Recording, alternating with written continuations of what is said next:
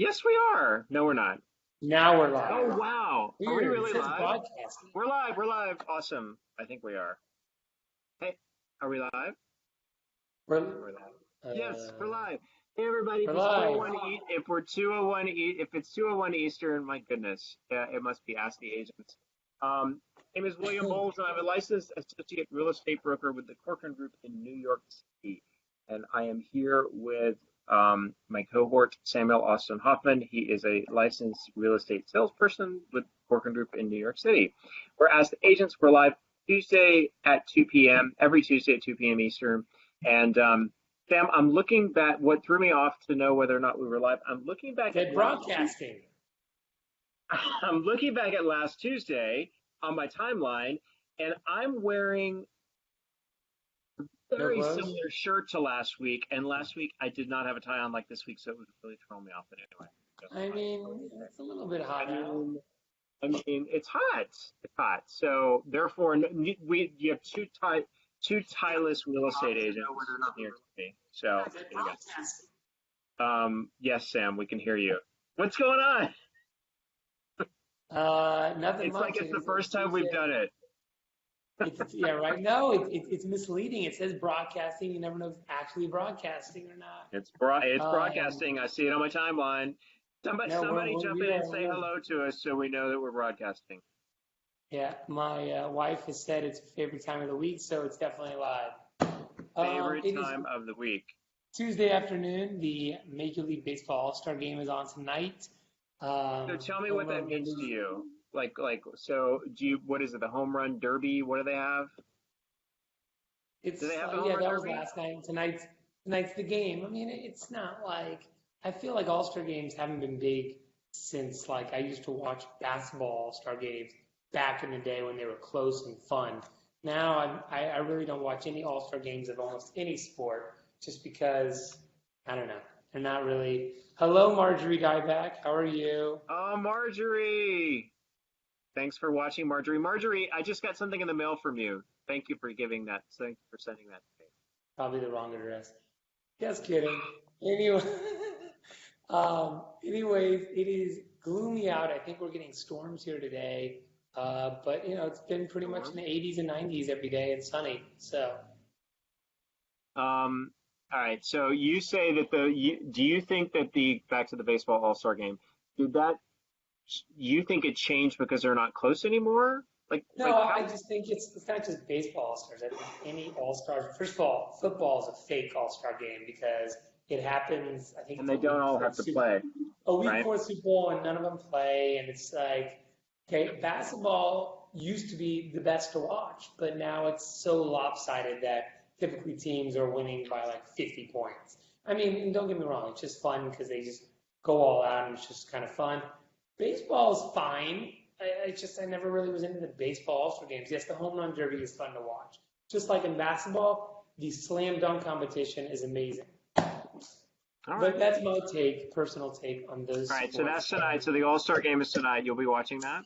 And yeah, well, we'll Yeah. see. And yesterday was Amazon Prime Day for those of you It's out there with no, a Prime account. it's still today. It's actually It is still till today. 3 or something or 4. But you know what's interesting is every time I hear that, Amazon Prime, and I hear the subtitle for those of you with a Prime account, and I go back to our Tom Ferry Summit where they had a stat on the screen saying like, I forget what it was, like one out of every, or I 16. want to say it was 60 something percent of U.S. households have an Amazon Prime account. I heard a more recent stat, almost as many people that have Apple TV in their home have a Prime account. That one's actually pretty impressive as well, because the Amazon Prime account is going up percentage and the cable TV is going down. And that's one of my things, Sam Hoffman. You know that I need you or someone to see how I can unhook from cable. Marjorie That Dieback, is one of oh my my, goals. I know, Marjorie Dieback, how could I forget? Yes, the World Cup was Yes. Sunday. And Yeah. Tour de France won, and it was, yes, an amazing Bastille Day Weren't you for, hosting an open house when they won? yeah, I think my open house was going on. I think they might have won right before, or maybe it was Mm. during, because my open house was 1 to 2. I think they won shortly before the open house. Doesn't do much for me. The game really doesn't. Vive It la just France. Vive la it France. doesn't. Yeah, no. But yes, congrats to France. But Congrats to yeah, so the France. Amazon Prime Day. I hope everyone got something fun or Have something you ordered cool. anything from Amazon Prime on I Prime Day? ordered three things. I ordered What'd three you order? items. I ordered one Echo Show that I told you about, You did and tell me about two that. I and checked it two, out and I decided I was not going to make the purchase, but keep going. and two Echo Spots. Oh, and okay, the spots are this. I have the spot. I have a dot. You have a spot? It's a circular one by your bed? No, I have a dot. No, the spot you can make You have look like an you have alarm an clock. Echo, here's a Yeah. No, spot I right don't. I here. don't have any of the new ones with the screens. Yes, this one, I saw the spot. You can make it look like a little alarm clock by your bed. well, and it's also you can so You can you do can the check the cameras. weather. You can check cameras, weather, news. How do I switch it? So Well, see, you have the cameras. I don't have the cameras. I don't have cameras yet, For believe me. everyone that doesn't know, Sam has cameras trained on various homes around the world and can Yeah, pull them at any okay. given time Yeah, on yeah, his yeah, phone. yeah. Yeah, no, but I got those. The Echo Show was a really good deal. It's $100 off. That's Right. a valuable investment. No, look, By the way, can I just say something? Now that you've done that screen share, we're both going to get inundated with ads for Amazon products and Amazon. hey, what did they say at Amazon? I can't wait to see the numbers. But they previously on Prime Day had done like $4 billion in sales or something like that. Something ridiculous in 24 hours. I bought some things last night on Amazon. I was dozing off to sleep, and it was like to me, it's like a garage sale. There's like I can't even It's tell too you what I much. bought, but there was just like random things that were like 45% off, and I'm like, well, I use that, so I'll buy that. But it was like real, truly like I bought a surge protector because it was like 60% off. Like I it's was funny. on there probably last night till one something looking at groceries, like See, that's 'cause, the thing, protein and bars are 45% off. see, I saw those. I thought about that. Um, I'm a very good target audience for because I love Kick still. So if they're telling me that it's like half price or what, then I'll buy it. Hopefully, I haven't bought too much. I see that three Um, of the things are already on the way. And oh, and they crossed their own site yesterday. I'm sure you heard that. I mean, if Amazon can be the Non-stop. I cheapest got the site, dogs. Every yeah, time I I try got to the look on dogs there. too.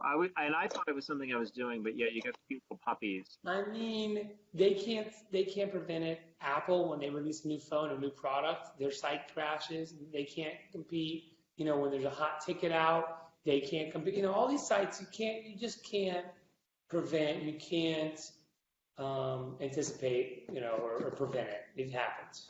Yeah, I'm sure they're not interesting. hurting. Interesting this week. Interesting side note, Sam. Last week we talked almost the whole time about how we were thinking about not doing Facebook Live anymore, doing a podcast. We have more viewers today and interaction today than we had in like a year. Anyway, I just see people hopping on. So thanks everyone for watching. Marjorie and Allie and Justin I think the weather and has something to do with it. Lee. You think the weather has to do with it?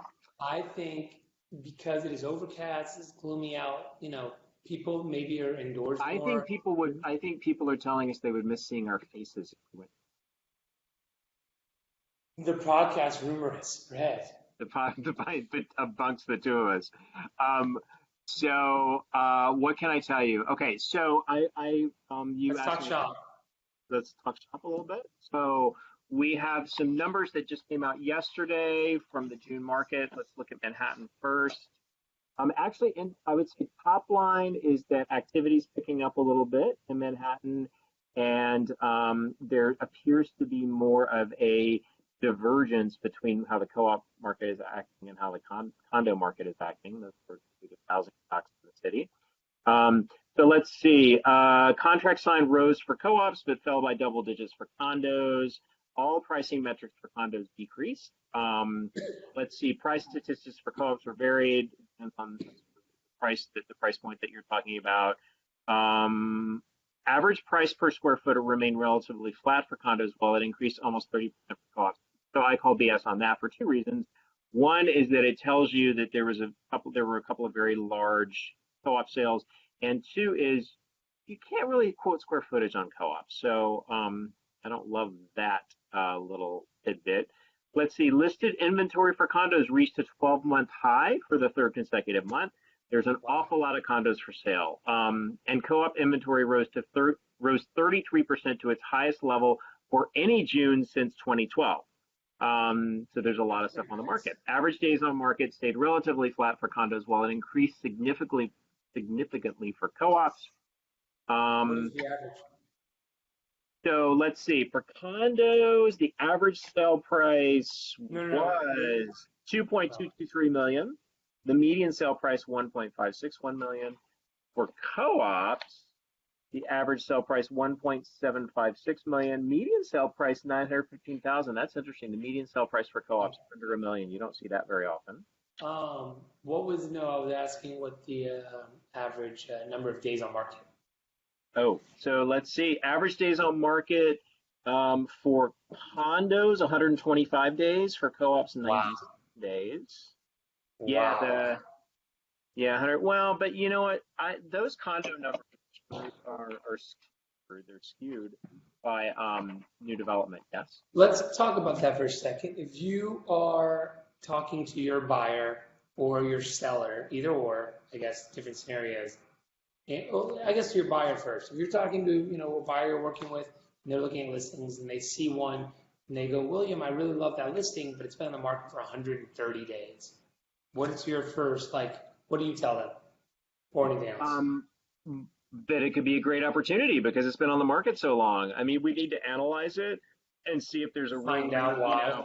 Is there something wrong with it that we need to know about? Is there about to be a building built across the street? Field offers. And everyone else has been through this, seen that. Or it could just be that you have a seller who priced in the old market. So then that question though is seller open to negotiation? And I'll tell you, some of them are. I have sellers that I've worked with in the past, maybe even I'm working with right now.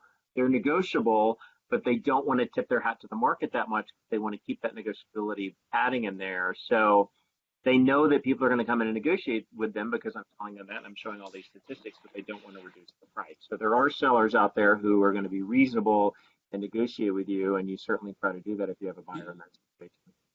Do you think it's fair to say, or not fair, but what do you think, if you, like you just said, you price in the old market, if you're a real estate agent or broker, and you price it and you're just so off, no one's coming, you have to reduce by a lot of money.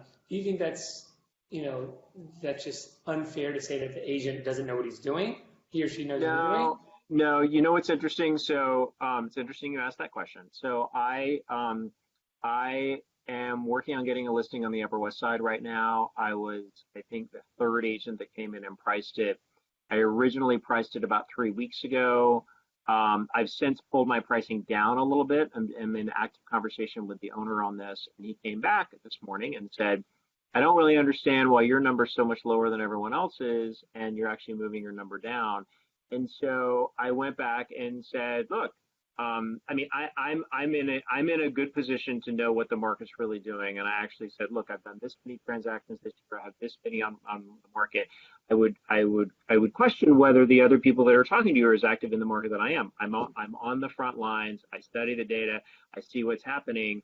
The great news is if I accidentally underprice it, the market's going to correct for that. And that means you're going to sell quicker and you're probably going to sell for more because you're going to get competitive bids. But I think it's really important to, so I tried not to throw the other people under the bus, the other agents under the bus.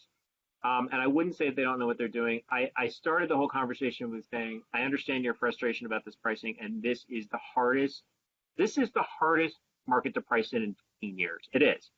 But if you are active in the market. I'm sorry, in 15? In 15, well, I've been selling 15 years. I only have 15, almost 15 years worth of experience.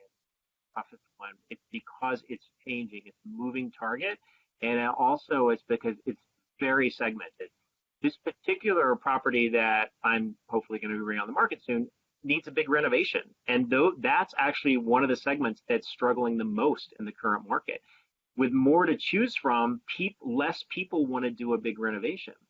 So, because they can just go buy it, they can go negotiate and get a decent deal on something that's already moving ready. So, I don't know. I went off on a little tangent, but hopefully. No. Do you think by, so you said something where the seller called you back and said you're lower than, do you think by pricing it sometimes where you do, you definitely lose a lot of listings, pitches? I am perfectly fine with losing a listing if If, the only way that I'm going to get it is by artificially overpricing it. That's not going to well, do me which, any good. I don't know the statistic, but I'm sure there is a well over, I mean, there's a giant portion, they just want the listing. There's agents out there that will give you whatever number is going to make you happy to get the listing. I think there's actually, you're right, Sam, but I think there's actually a smaller percentage of those agents right now in this market because there are many apartments that are falling off of the market and not selling right now. And if you take a listing, even if you take a listing for only 3 months, that's 3 months worth of blood, sweat, and tears, and maybe getting yelled at by the seller because if you agree to overpriced listing, it's going to be your fault if it doesn't sell, even though you knew it was overpriced at the beginning. So I think there are actually less agents that are willing to take those projects on. Now, hey, if you're brand new in the business, you don't have another listing, absolutely. If you don't have another listing on your webpage, and if that's the only way you're going to get one, then hey, I would do it if I A right. couple other things on that topic before we move, a couple things that I want to hit there. So yeah, I mean, if you're a seller, you got to admit, if we're not playing the agency for them, if we're not being a broker and an agent like we are, we're a seller out there, and you got 3 different broker or agents come to us, and one gives us 900,000, one says 1 million, one guy says 1.5. I mean, sure, you're going to check in, but wow, this guy's saying I could. Let's even take the 1.2. I mean, wouldn't you be less inclined to take the least amount? Well, so Just a two things. regular, No. So two things. If all three agents were equal in experience and marketing capability, I would probably go with the middle one. Although all agents are not equal in experience and marketing capability, I think also it has a lot. A lot has to be said with the agency that the agent is with. So a larger firm like ours can provide a heck of a lot more marketing power than a smaller firm, just innately. Like no matter how it's priced, no matter what it is, more we have a better chance of getting more people through the door and more eyeballs onto the listing, right? Just because of the technology investment that's been made from a larger firm's perspective. But yeah. if I was given that situation and I was interviewing 3 different agents and they came in, for me, it would be a common. First thing is who really knows what they're talking about, and then closely behind that is who am I going to trust? Who am I going to communicate well with? To me, those are two of the biggest ones, because you can tell me you're going to get $5 million from my apartment, but if no one's willing, if you're just telling me that to get my listing, I like, how is that going to win? How's anybody going to win? Okay, and the last part is not really about this. Well, I guess These are great questions, Sam, because you and I have had overpriced listings together before. No, of course we have. I mean, We didn't know how overpriced they were when we took them. I challenge any agent out there. I'm sure every agent in this game has had one at some point or another. Anyways, though, question that was asked to me the other day, actually, by a friend of mine, and he made a very good point. Why would anybody looking to buy or sell or whatever not use a powerhouse, not use a Frederick Eckler or Ryan Serhant? We all charge the same commission. Why not use the name? And I said to them right away, I said, well, 9 out of 10 times you're not going to be getting them. You're going to be getting something else. They said it doesn't matter. How about 10? You're still getting the name. 10 times. Okay, but regardless, But you're still getting the getting name. You're still getting the marketing and the name and the recognition. So why? That's my question to you. So I have definitely been up against. I know I've been up against Ryan Serhant a couple of times on Before you continue, I'm not just saying those two. I'm saying a name like Rafael De Niro, whatever. Yeah. So I honestly think it depends on the prop. I think I would go back to answer this question. My question to you, if you were asking me that, would be like, okay, what kind of property are you talking about? If it's a 10, 15 $15 million property, if it's a, a very high end luxury, a lot's been invested in that. And it would be something that's going to be good for being on TV and sort of telling a story that way. You know what? That can be difficult for an agent at. I'll only speak for myself, Sam, an agent at my level. The majority of properties out there are sort of, it's, I call it the bread and butter properties, like that. That's what's paying my bills, and that's what's getting me continued success in this business. That under $1.5 million market that is always selling and is, quite frankly, of very little, if any, interest to any of those guys on TV or any of those larger teams. They love those bigger, sexier ones that are going to be on the market for all rates of money, right? So, I'm sorry? Go ahead. I said it'd be hard pressed to see if they turn it down, but they would obviously designate, I don't see them doing $700,000, $750,000 one bedroom. Well, so right, because that's going to be passed off to a very junior person, which may be good. They may be a very good junior person. You still get their name. You still get their stamp, their recognition. But I think that I will say this. I will go on record. I think that I'm better at selling and marketing one of those $1.5 million and under apartments. I sell an awful lot of studios and one bedrooms. My heart and soul is going to go into that so much more than one of those larger teams who are going to get lost in the shuffle. Because quite frankly, the closing check means more to me than it means to those larger machines, right? All that being said, I do think that these larger teams are the wave of the future. I myself, it's not just me. Obviously, I have a team. You and I, Sam, we work together a lot.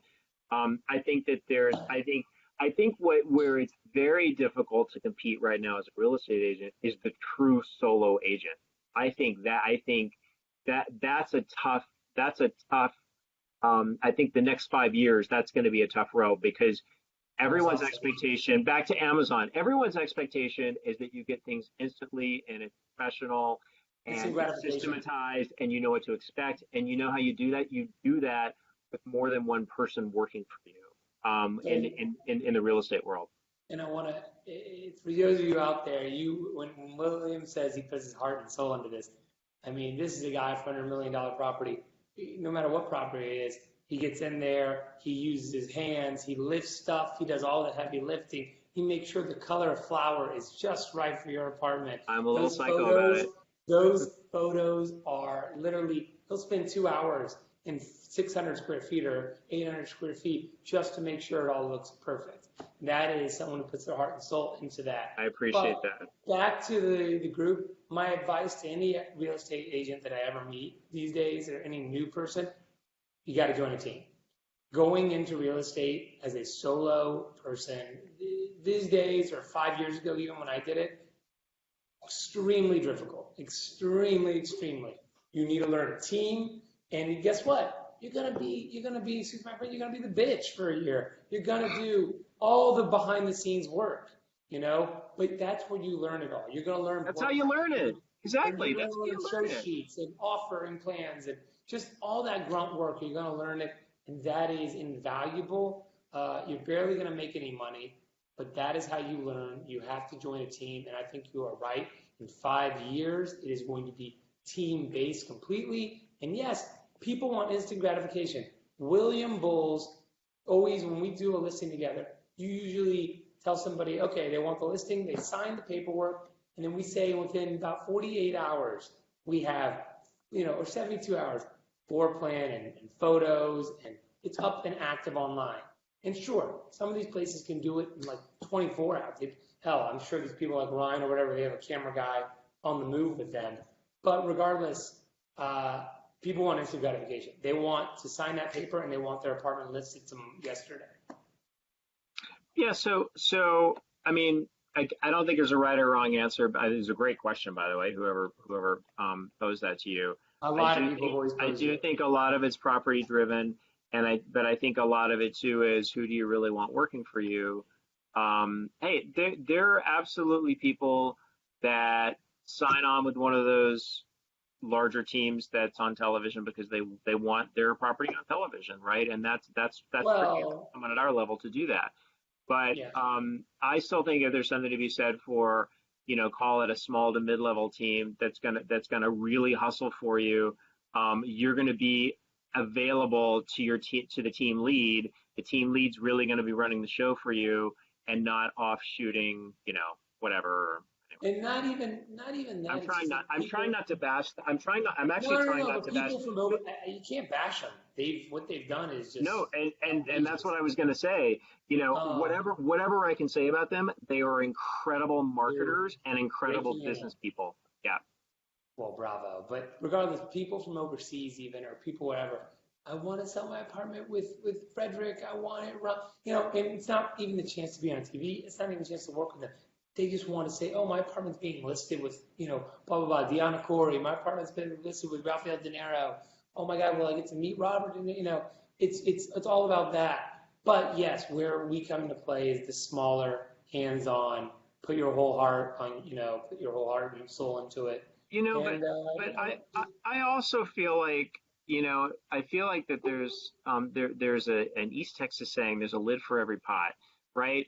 For every one of those people who will only work with a household name in real estate, because they're on TV or whatever it is, I think that there are 15 or 20 people that actually want someone who is going to be very hands-on and is going to be much more involved in the process. So, I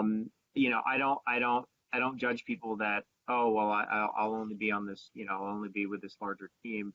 Then maybe that's a good fit for them. Just, I like to say, one of the things I like to say is, I'm at a place in my business where I don't have to take on any clients. And if there's a client who I think is not going to be a good fit for me, we're not going to work well together, I will refer them to someone who has a better personality match.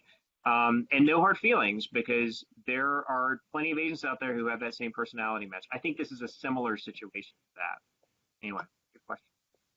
Good no, question. these are great questions. I wanted to touch real quick on the Brooklyn market, as we wrap up fairly soon. So let's see. Brooklyn's been outperforming I want to Manhattan hear what you say about the this. past few months. I haven't looked at these numbers yet.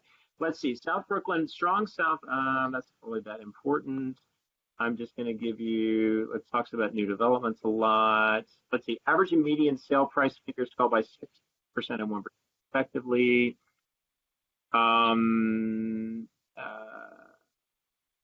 Difference from last. So at last asked, the sale price is sort of the same. Days on market not changed. Yes, I feel like the Brooklyn market's a little bit behind it, and with a correction or whatever we're going through. Let's see. Wow, they do the whole thing a little bit differently, don't they? They don't go near as in depth. Newly listed inventory was up significant 30% year over year. That's not a surprise. Number of new listed apartments during June is the highest June figure on record. Okay, and again, we're talking about Brooklyn, driven by significant new development introductions to South Brooklyn and the launch of Brooklyn Point earlier this year. So a lot of that inventory is coming from the newer buildings. Negotiability improved for sellers in Brooklyn versus a year ago, as almost 65% of homes sold at or above asking price in June. Wow. 65% sold at or above asking price in Brooklyn. See, that is so different. Do we have that? So I will tell you this. I've recently been going to Brooklyn and Williamsburg a lot. Yeah. I have a buyer out there. As I still don't know a lot about Greenpoint, Williamsburg, for those of you who don't know. Did you just say that? Yeah. I'm still learning about Greenpoint. Yeah. But Williamsburg, for those of you who don't know, for the past couple of years, it is an impending thing that is going to be happening, I think, next year. The L train, which is a huge access point to get to Williamsburg, is shutting down for a few years. I have not seen, we've been hearing about Williamsburg, and I've been out in Williamsburg, and I've seen properties for the past year and a half there, and it's been relatively busy. This past Sunday, open houses, I went to 3 brand new open houses. I was in there for each one of them for probably 20 minutes. No one else showed up. And I've been hearing they're very quiet. It is now hitting Williamsburg. It is finally hitting it. I think it wasn't really sinking in. But you know what? People say, guess what? There's still the F train or whatever. It's a schlep. It's, the F train, if you're in the heart of Williamsburg, it's a 20 block thing or 20, it's a schlep. So, and as we're talking here, it's like Armageddon outside over here. Yeah, no, Uh, it's looking the same way up here but in it is just Midtown. like the L train. I think it's finally taking full effect and or taking more of an effect. And it was quiet. I think the time of selling in Williamsburg for now is going to see a little bit of a slow. Sure, there's still people that want to actually get there and just buy it or whatever to have, but yeah, I'll tell you that. But I All love right. Brooklyn, so. And Sam has got a few things going on in Brooklyn, so he is Let me ask you one much last more in tune question with the here, Brooklyn market than I am right now. and I want to wrap up by asking a question. What do you think about the market right now? What do you think? You read the numbers. Personal feeling, because you're usually pretty good and on the ball here.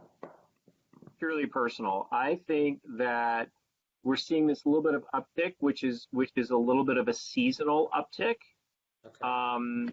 I think that the market is going to continue to move sideways and perhaps down a little bit. I think it's still a very good time for buyers. I think that buyers shouldn't wait too much longer because interest rates are going to continue to go up because contrary to what's happening in the Brooklyn market or the Manhattan market or wherever, interest rates are going up. The fundamentals of the American economy are very strong and interest rates have been so low for so long. They have to go up. Banks have to make money. Why do you say It's been artificially low for a long time. Why do I say what? why did you say it was a seasonal uptick? Because every spring there's a little bit of an uptick in activity. It was much milder this year, but I feel like the past two, so starting at the beginning of the year, month by month, it just the activity level was going down, down, down, and average prices were going to. So, and that appears to have stabilized in May and June. I think that's a seasonal stabilization. Because Because May was definitely not great. A lot of people have it's said June was interesting. rough. It's interesting. Our office had a very strong June. That's what our office manager had If you said. if you look, Sam, I don't know if you saw, but the top 25 came out yesterday. There was a very large there were a lot of West Siders on that page. Like we had a really good June. So, but I think some of that is a seasonal uptick. So I think the market's very segmented. It's exactly what I was saying to the seller this You morning. still believe there's a correction to do? Well, it's already corrected. It's correcting. We're in a corrective mode. We're in a corrective mode. But no two apartments are alike, and no two neighborhoods are alike, and yeah, the whole thing. So, But I will, um, on the last thing, I've asked probably 10 people in our office recently about open houses and what their feel is. And people have said, the open houses are good. And I go, what's good? They go, 7 people showing that's up. a good And turnout. but that's good. No That's a good one's seeing turnout. double digits really. I think that what we may be seeing, and I don't know what's driving it, other than lower demand right now. I think that we may be seeing what other markets have been seeing the past few years, where less and less people see homes through open houses. And I don't know what's driving that, but I think that may be a shift that's happening. It could be, it could. There's a lot of things it could be. But Don't. I think that potentially could be happening. Yeah. Here comes the Yes. downpour. No, it's raining. It's raining a lot outside. Warning. If you're watching us in New York City, hopefully you're not outside. Yeah, hopefully. All So right. let's go to interaction today. Thanks everyone for watching and commenting. We always appreciate it. So Sam, we have a guest next week. You see? I'm excited. We have a meditation specialist next week. So we're super excited about that. I have meditated with her and she is awesome. And have you ever meditated, Sam? Never. I've been told to. I've been told to do the app. I've been told. I don't sleep well. You've been told to. I've been told to. I thought maybe your wife told you to like take a chill No, pill. after we floss in bed together at night, I've been told to meditate. What do you do with that floss after? By the way, I give it to my wife Anyway. and she throws it away. All right. Wait, by the way, I have been using your toothpaste and it has Oh? been working. It has been working. It hasn't been working? Oh, that's so awesome. 0 kinkers. That's Zero Zero You kinkers. mix it I haven't had a canker since my wedding. Hashtag no cankers. Yeah, Hashtag man, bother. it's something about that SSL stuff that's in almost every other toothpaste. There you go. Glad I could be of help. Glad Well, I could be of anyways, assistance. hope everyone stays dry. My Lord, it's coming. Did you hear that?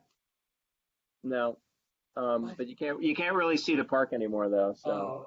Hope everyone stays dry and Oh, that's funny. You heard it first. We just got the thunder that you heard. Yeah. hope everyone stays We dry can and do has a this all great rest afternoon, of folks. the week. See y'all very soon. See you next week for meditation. Om.